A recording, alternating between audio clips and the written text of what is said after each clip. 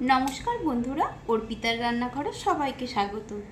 চলো দেখে নেওয়া যাক আমার আজকের রেসিপি। বন্ধুরা, আজ আমি তোমাদের সাথে আমার বাড়ির স্পেশাল কাতলা মাছের ঝোলের রেসিপি শেয়ার করব। আমি যদি এভাবে কাতলা মাছের ঝোল বানাই, বাড়ির সবাই খুশি হয়ে খেয়ে নেয়, বলে যে খুব ভালো হয়েছে। তো দেখো কিভাবে রান্না করবে। সবার প্রথমে 6 পিস কাতলা মাছ ভালোভাবে ধুয়ে পরিষ্কার করে নিয়েছি। দিয়ে দিলাম কিছুটা নুন আর হলুদ গুঁড়ো। এবার ভালোভাবে করে নুন আর হলুদ গুঁড়ো দিয়ে সবগুলো মাছ মেখে নেব।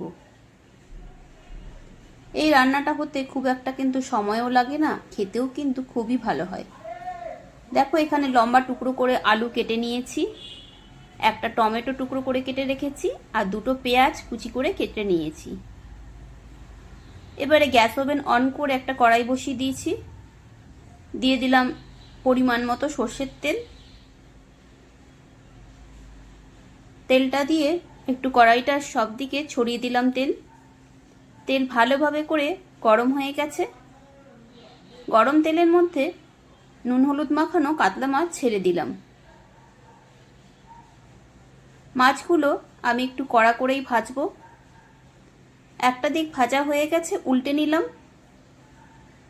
দেখো এভাবে লাল করে ভেজেছি। এবার আরেকটা দিকও এরকম লাল করে ভেজে নেব। মাছগুলো ভাজা হয়ে গেছে, তুলে নেব।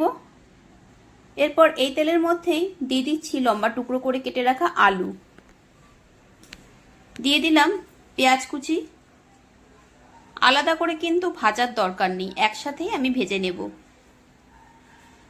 দিয়ে দিচ্ছি কিছুটা নুন। রেসিপি দেখে ভালো লাগলে লাইক, কমেন্ট, শেয়ার অবশ্যই করো। আর আমার চ্যানেলে নতুন বন্ধু হলে চ্যানেলটি সাবস্ক্রাইব করে নেওয়ার অনুরোধ রইল। কিছুক্ষণ একটু ভেজে নেব। দেখো কিছুক্ষণ ভাজতে দিয়েছিলাম আলুটা। আলু আর পেঁয়াজগুলো সামান্য একটু কালার এসে গেছে। এরপর দিয়ে দিচ্ছি টুকরো করে কেটে রাখা টমেটো। টমেটোগুলো আমি একটু বড় টুকরো করেই কেটেছি। দিয়ে দিলাম কিছুটা জল। দিয়ে দিলাম স্বাদ মতো নুন, পরিমাণ মতন জিরের গুঁড়ো, দিয়ে দিচ্ছি লঙ্কার গুঁড়ো, আর দেব অল্প একটু হলুদ গুঁড়ো। আচ্ছা, কালারের জন্য দিয়ে দিলাম সামান্য একটু কাশ্মীরি লঙ্কার গুঁড়ো, এতে কালারটা আরও ভালো হয় ঝোলের। দিয়ে দিচ্ছি আদা বাটা। আদার সাথে দুটো মতন কাঁচা লঙ্কা দিয়ে বেটে নিয়েছিলাম। ভালোভাবে করে নেড়ে সব মিশিয়ে নেব। মাছের পরিমাণ কম বেশি হলে তোমরা সমস্ত মশলার পরিমাণ কম বেশি করে নিও।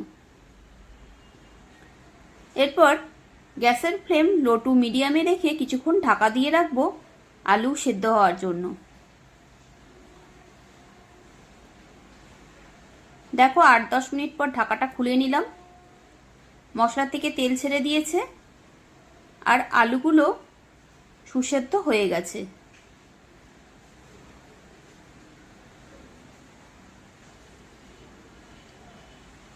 এবারে দিয়ে দেব ঝোলের জন্য পরিমাণ মতন জল।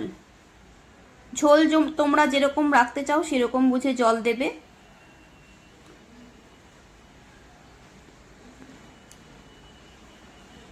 আবার একটু নেড়ে নিচ্ছি। আমি ঝোলটা সামান্য একটু মাখা মাখা রাখবো, তাই জন্য জলের পরিমাণটা কম করেই দিলাম। এবার দিয়ে দিচ্ছি ভেজে রাখা মাছগুলো। গ্যাসের ফ্লেমটা বাড়িয়ে দিলাম, তাহলে এক্ষুনি ঝোলটা ফুটতে শুরু করবে।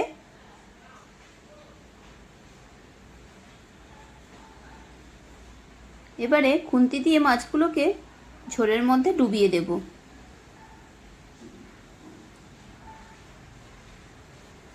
যেদিন রান্না করতে বেশি কিছু ইচ্ছা হবে না, সেই দিন কোনো কিছু একটু ভাজা সবজি আর এই মাছের ঝোল হলেই কিন্তু খাওয়া হয়ে যাবে, আর কিচ্ছু লাগবে না, এত ভালো হয় খেতে। ঢাকা দিয়ে 5 মিনিট মতন ফুটিয়ে নেব। দেখো 5-7 মিনিট পর ঢাকাটা খুলে নিলাম। ভালোভাবে করে মাছের ঝোলটা ফুটিয়ে নিয়েছি। এরপর দিয়ে দিচ্ছি সুস্বাদু করতে আরেকটু কিছুটা ধনেপাতা কুচি। তোমরা চাইলে চেরা কাঁচা লঙ্কাও দিতে পারো। এবার গ্যাসের ফ্লেম অফ করে কিছুক্ষণ স্ট্যান্ডিং টাইমে রেখে দিয়েছিলাম। দেখো কি সুন্দর কালার হয়েছে, খেতেও কিন্তু দারুণ লাগে। এরপর সার্ভিং বলে সার্ভ করে নিলাম।